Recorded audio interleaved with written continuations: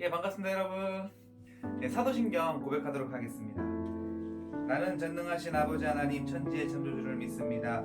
나는 그의 유일하신 아들 우리 주 예수 그리스도를 믿습니다. 그는 성령으로 잉태되어 동정녀 마리아에게서 나시고 본디오 빌라도에게 고난을 받아 십자가에 못 박혀 죽으시고 장사된 뒤 사흘 만에 죽은 자 가운데서 다시 살아나셨으며 하늘에 오르시어 전능하신 아버지 하나님 우편에 앉아 계시다가 거기로부터 살아있는 자와 죽은 자를 심판하러 오십니다. 나는 성령을 믿으며 거룩한 공교회와 성도의 교제와 죄를 용서받는 것과 몸의 부활과 영생을 믿습니다.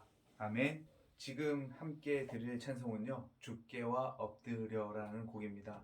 예배하는 마음을 가지고 이 시간 이 찬송이 우리의 기도가 되기를 소망하겠습니다.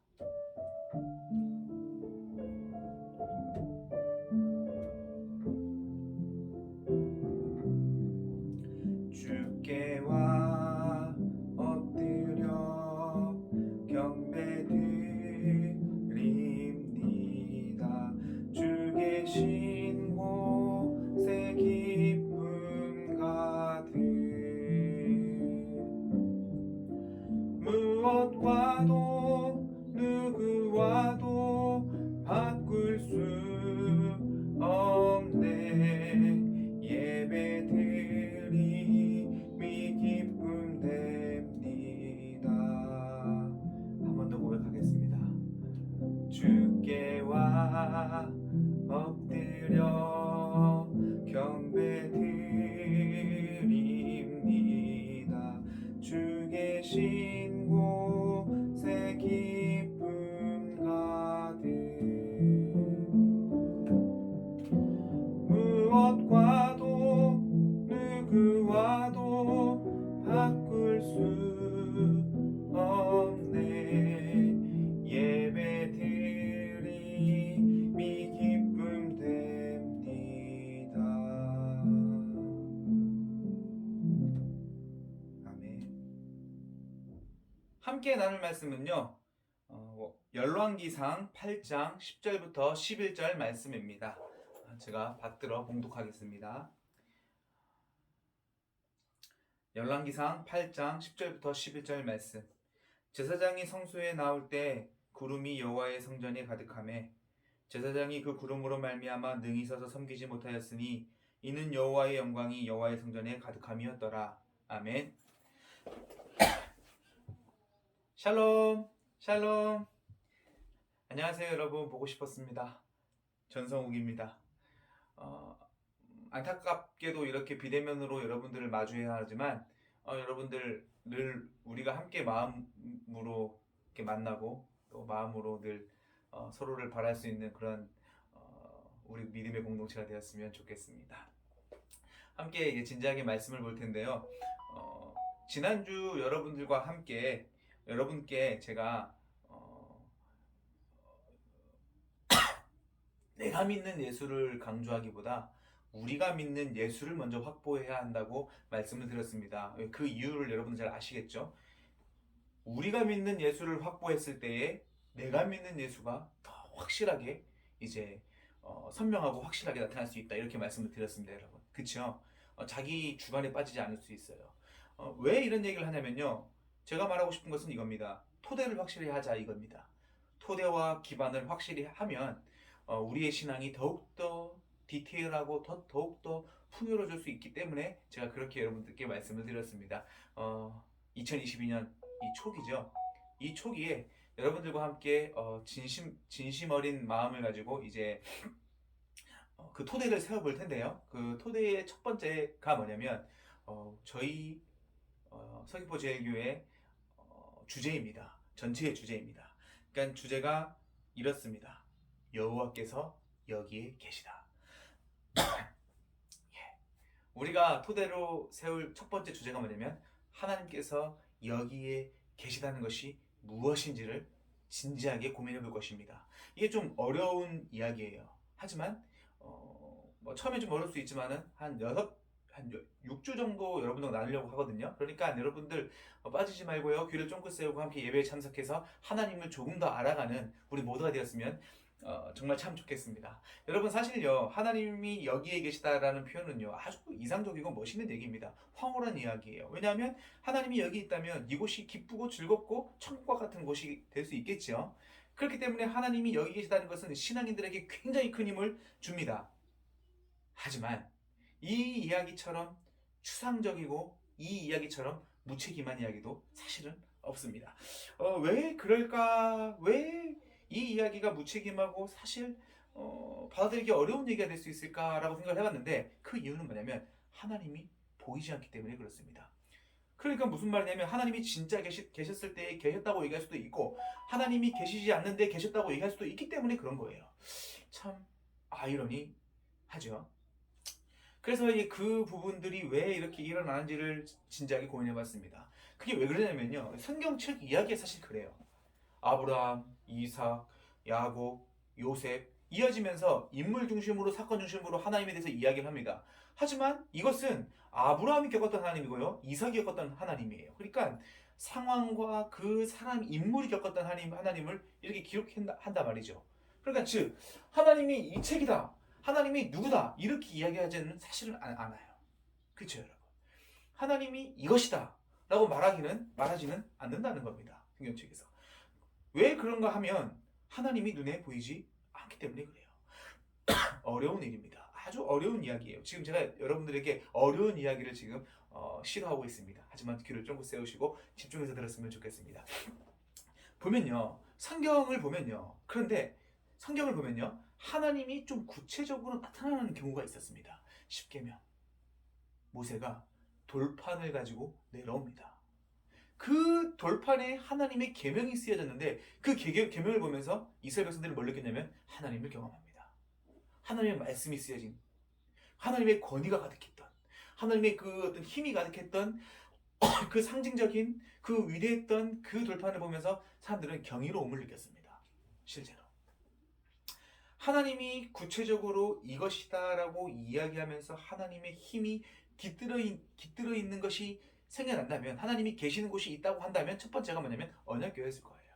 이스라엘 백성들은요, 아니나 다를까 이스라엘 백성들이요 언약궤를 중심으로 이제 제사를 드리기 시작합니다. 성막을 짓죠. 그 안에 뭐가 있냐면요, 지성소라는 게 있습니다. 성소에 지성소가 있는데 그 지성소 안에는 사람들이 뭐라 생각하냐면 제사장들만 갈 수 있는 곳이거든요. 하나님 계신 곳이라 생각을 해요. 왜? 그 지성소 안에는 하나님이 계셨던 언약궤가 있고요. 그 언약궤 안에는 아침에 이 돌판이 있고 만나가 있고 아론의 쌍난 지팡이가 있기 때문에 똑똑하죠. 제가 이 정도는 압니다. 농담입니다. 아무튼 이스라엘 백성들이 제사를 드리기 시작하면서 체득합니다. 하나님이 우리와 함께한다고. 더 정확하게 하나님이 저 지성소에 있다고 생각을 하는 거예요. 또 정확하게 하나님이 언약궤에 계시구나 하고 하나님을 이제 언약궤에 계신 분으로 이해를 합니다. 그러니까 지금까지 하나님은 눈에 보이지 않는 하나님이었습니다. 우리의 삶을 이끄신 분이었고요. 우리 함께 하시는 분이었어요. 막연하게. 그런데 이제 좀 더 구체적으로 어떻게 되었냐면요. 하나님은 저 지성소에 계신 분으로 이제 이해를 하기 시작했던 겁니다. 공간에 하나님을 이제 모시게 된 겁니다. 언약궤가 하나님을 상징하고요. 그 권능을 상징하니까 이제 이스라엘 백성들은 그것을 들고 이제 언약궤를 들고 어딜 갑니까? 전쟁으로 나갑니다. 왜? 하나님의 능력이 있기 때문에. 전쟁터에 가면 전쟁터에서 패배를 불러오겠습니까? 승리를 불러오겠습니까? 승리를 불러오는 거예요. 실제로 그런 일들이 일어났습니다. 언약궤가 우리에게 승리를 줘요. 너무너무 좋습니다. 그렇게 시간이 흘러 바로 오늘 말씀에 돌아있습니다. 오늘 말씀도 똑같은 맥락에서 볼 수 있어요. 원래 다윗 왕이요 하나님의 집을 지으려고 합니다. 성전이죠. 예배당을 지으려고 했어요. 성전을 지으려고 했어요. 그런데 다윗이 짓지 못했습니다. 그래서 다윗의 후손인 솔로몬이 그 성전을 짓기 시작했습니다. 지었어요. 솔로몬이 성전을 지었습니다. 그리고 첫 번째 했던 행동이 뭐였냐면 바로 언약궤를 성전에 모십니다. 왜 그럴까요? 언약궤는 하나님이기 때문에 그렇습니다. 그리고 하나님을 이제 모시는 행위를 이제 하는 거예요. 성전에 딱 모십니다. 그럼 오늘 말씀은 뭐라 합니까? 하나님의 파워를 구름으로 묘사합니다. 제사장이 성소에 나올 때 구름이 여호와의 성전에 가득합니다. 여호와의 영광이 가득했다고 성경에서 이야기를 합니다. 이렇게 이스라엘 백성 시대, 그 구약 시대의 사람들은 하나님을 언약궤에 계신 분으로, 그리고 성전에 계신 분으로 믿게 되었고, 그렇게 이해를 하게 되었습니다. 여러분, 이스라엘 백성들에게 하나님은 어디에 있었습니까? 성전에 계셨죠. 언약궤에 있었죠. 그런데 큰 문제가 일어났습니다. 이스라엘 백성들이요, 이제 전쟁에서 패배하고요, 포로로 잡혀갔을 때 그 하나님이라고 표현되었던 성전이 무너지고요, 하나님이 계신다고 얘기했던 그 언약궤가 이제 언약궤를 분실하게 됩니다. 잃어버리게 돼요. 부셔졌는지 잃어버렸는지 잘 몰라요. 하지만 이 언약궤를 둘러싼 어떤 영화도 제작될 정도로, 인디아나 존스라는 영화 알죠? 그런 영화도 제작될 정도로 실제로 이 언약궤를 분실했습니다. 확실한 건 언약궤가 사라지고 성전이 없어졌을 때에 사람들은 이제 하나님이 어디 계셨을까 어디 계셨을까 이런 고민을 했거든요. 근데 어디 계셨다고 얘기하냐면 이렇게 얘기하는 겁니다. 포로로 잡혀가서 이방 나라에 잡혀가서 눈물 흘리면서 이야기했을 때에도 성전이 무너졌고 언약궤가 사라졌음에도 불구하고 사람들의 머릿속에는 뭐가 있냐면 하나님은 저 성전이 세워졌던 예루살렘에 있다라고 이야기를 하는 겁니다. 그러니까 이스라엘 백성들이 어쩔 수 없었을 겁니다. 그렇게 믿었어요. 그렇게 확신했습니다. 그렇게 교육받았을 것입니다. 계속 평생. 성전이 어디 있어? 예루살렘에 있어. 그럼 예루살렘이 어떤 곳이야? 아주 위대한 것이고 아름다운 것이고 하나님이 계신 곳이 되는 거예요. 그렇게 답습하며 받았던 교육이 이제는 하나님이 어디 있다고? 성전 무너져도 언약궤가 잃어버려도 어디 있어? 예루살렘에 있다고 얘기하는 거예요. 쉬운 예를 들어보겠습니다. 포로로 잡혀간 이후에 이제 다니엘이라는 사람이 있습니다. 여러분 다 잘 알죠? 소년 다니엘. 그 다니엘이요, 어떤 행동을 보였냐면요, 기도를 하는데 하루에 3번씩 기도했습니다. 아침, 점심, 저녁. 아주 대단합니다. 잘 못하거든요. 멋있습니다. 그 다니엘이 기도를 할 때마다 창문을 여는데 어느 방향으로 바라보냐면 예루살렘 방향으로 바라봅니다. 고향을 바라보며. 그 고향을 바라보면서 뭘 보겠습니까? 여호와 하나님을 보는 거죠. 하나님을 봅니다. 하나님이 그곳에 계시기 때문에. 이 부분에서 우리는 좀 진지하게 다시 한 번 더 이 부분을 생각해 봐야 합니다. 이스라엘 백성들의 이 행동들을 다시 한 번 더 곱씹어서 생각해 봐야 합니다. 여러분은 또 우리는 이스라엘 백성이 아니기 때문에 또 다른 생각을 할 수 있잖아요. 그렇죠, 여러분? 잘 보십시오. 여러분, 묻겠습니다. 하나님은 예루살렘에 계십니까? 계셨습니까? 언약궤가 사라졌지만 그 터에 하나님이 계셨고 그곳이야말로 하나님의 집인가요? 어떻게 생각하십니까? 처음에는 언약궤였는데 이제는 성전이 되었고 이제는 예루살렘이 되었어요. 하나님의 집이. 정말 그곳이 하나님의 집일까요? 하나님이 계신 곳일까요? 쉽게 대답하지 못합니다. 그 누구도.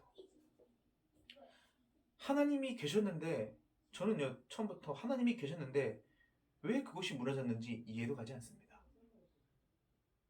어렴풋이 그들도 느끼고 있을 겁니다. 무엇인가 잘못됐다고. 자신들이 하나님을 어떤 공간에 두고 하나님은 반드시 여기 계셔야 되는 분으로 이야기하겠지만 사실 그것이 얼마나 어리석은 행동이었었는지를 자신들은 알고 있었을 거예요. 하지만 아무도 말을 하지 못합니다. 왜? 하나님이 그곳에 계시지 않는다고 얘기하면 신성모독이 되기 때문에 그렇습니다. 불경건한 놈이 되기 때문에 그래요. 여러분 생각해보세요. 제가 교회에 하나님 없다 얘기해봐요. 제가 어떤 놈이 되겠습니까? 지금 당장 저를 멱살 잡고 지금 여러분들이 달려오지 않겠습니까? 그러지 마세요.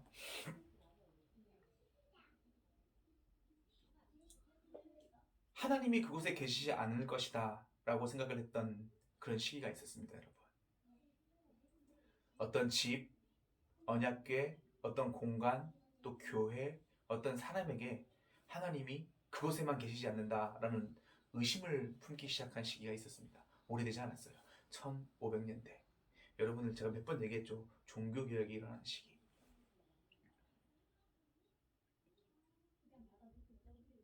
그때에 이르러 말할 수 있었습니다. 하나님을 어떤 공간에 집어넣는 것이 얼마나 어리석은 일인지를 깨닫게 된 거예요. 교회 안에만 구성이 돼도 아주 무지한 행동이에요. 특별한 목사님에게, 특별한 교황에게 집어넣어도 아주 이상한 일이 되는 겁니다. 언약교회 안에만 집어넣어도 아주 이상한 일이에요. 하나님이 인간의 어떤 도구, 인간의 어떤 곳에, 인간이 지은 곳에 이제 속해 있다면 잘 생각해 보세요. 신은 인간이지 하나님이 될 수 없어요. 그렇죠, 여러분. 하나님은 어떤 공간에 집어넣는 것이 얼마나 무지한 행동인지 알아야 합니다, 여러분. 마치 이런 것과 같습니다. 핸드폰에 우리의 소중한 비밀을 집어넣듯이 하나님을 자신이 원하는 곳에 집어넣는다는 것은 아주 똑같은 행동이거든요. 진짜 어리석은 행동이에요. 왜? 하나님은 비밀이 아니기 때문에 그렇습니다.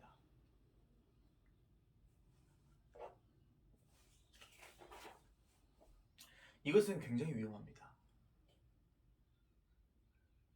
마치 중세시대에 교황에게 하나님의 권능이 있다고 주장한 것과 똑같습니다. 교황은 인간이거든요. 근데 교황이 하나님과 같은 힘을 갖습니다.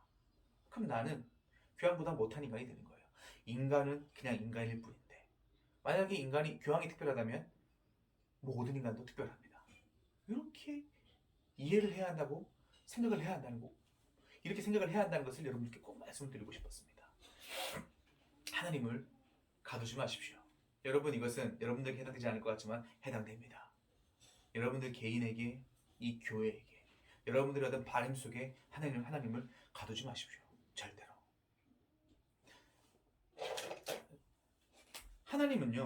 하나님의 자유는요, 무궁무진한 자유입니다.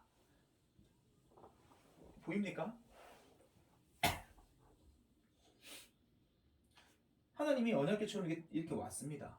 그런데 이스라엘 백성들은 어떻게 했냐면요, 하나님이 오시니까 하나님을 여기에 가둡니다. 하나님이 여기에 구속이 됐어요. 이런 현상들이 많이 일어납니다. 우리들 중에서도, 저에게도, 우리 신앙생활하는 사람들에게도. 모르겠습니다. 어떤 물건에 예를 들면 성물이라고 얘기했을 때도 똑같이 이렇게 가둬지는 거죠. 이것은 정말 좋지 않은 거예요. 여기에서 하나님은 자유로워요. 자유롭다는 얘기는 무슨 말입니까? 여기에 이렇게 하나님이 오실 수도 있지만 여전히 하나님은 여기에서 자유로우신 분입니다. 이해하시겠습니까? 어렵죠? 괜찮아요. 6주 동안 쉽게 나눌 겁니다. 걱정 안 하셔도 됩니다. 하나님은 항상 오시지만 자유로워요. 하나님은 우리 예배에 찾아오시지만 우리 예배에 갇히지 않습니다. 자유롭습니다.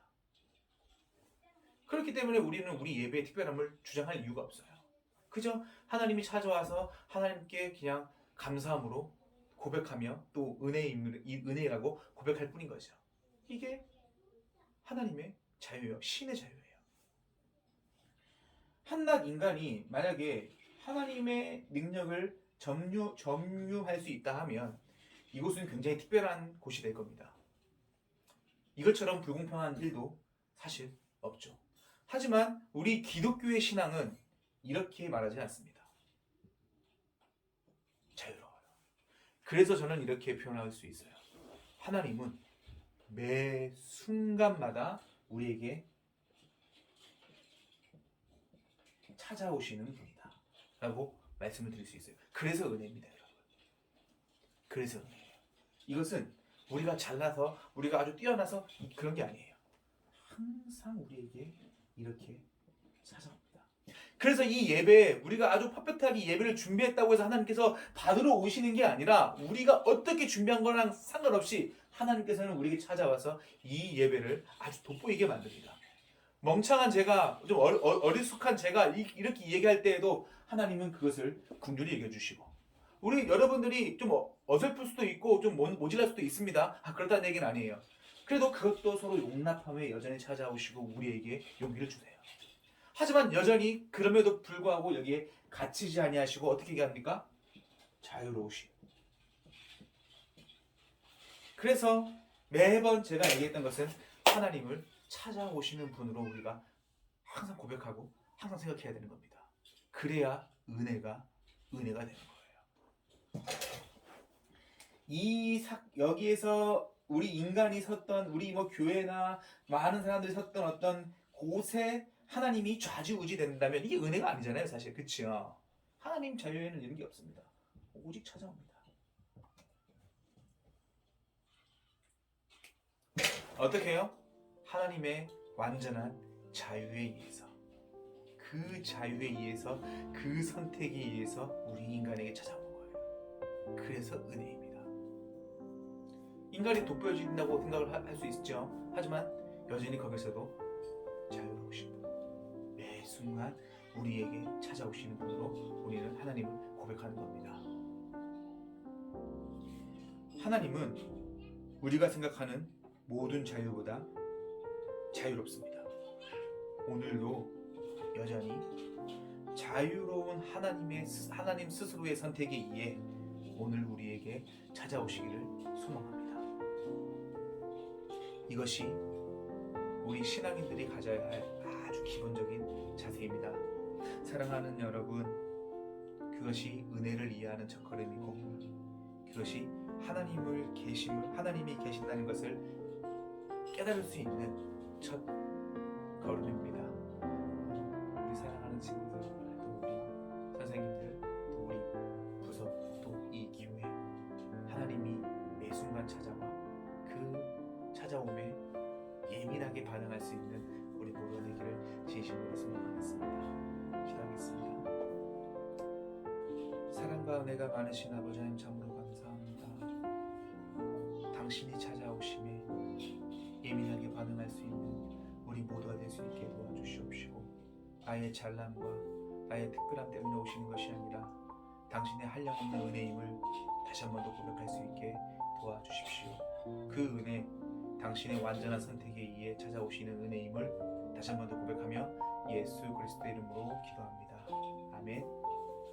이제는 우리를 구원하신 예수 그리스도의 은혜와 하나님 아버지의 특별하신 사랑과 성령님의 끊임없이 찾아오심이 이 시간 이곳에 함께 예배드리는 모든 청소년부 친구들과 또 모든